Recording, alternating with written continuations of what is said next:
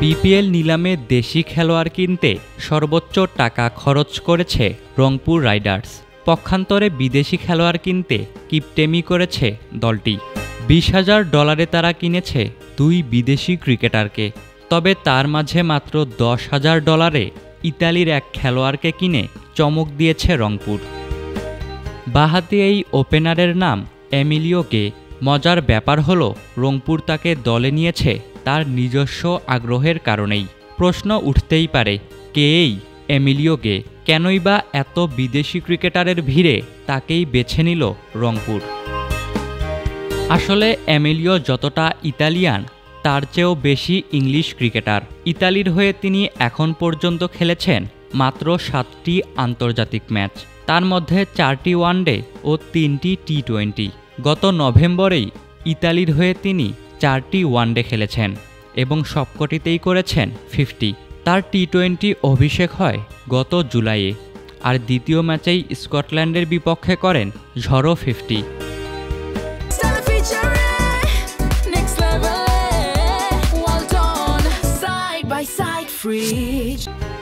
25 বছর বয়সী এমিলিওর জন্ম ইংল্যান্ডের বেডফোর্ডে।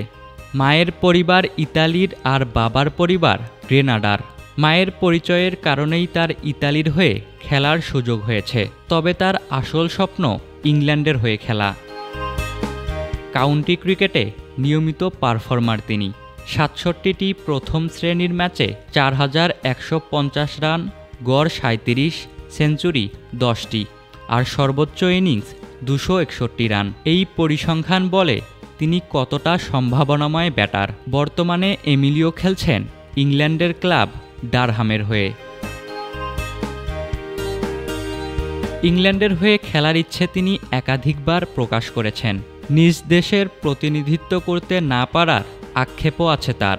তবে কেন ইতালির হয়ে খেলেছেন সেই প্রশ্নের উত্তর দিয়েছেন গত বছরের শেষের দিকে স্কাই স্পোর্টসকে দেওয়া এক সাক্ষাৎকারে।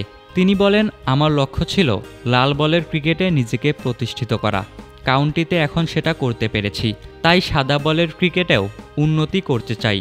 সেই লক্ষ্য থেকেই ইতালির হয়ে খেলার সিদ্ধান্ত নিয়েছি।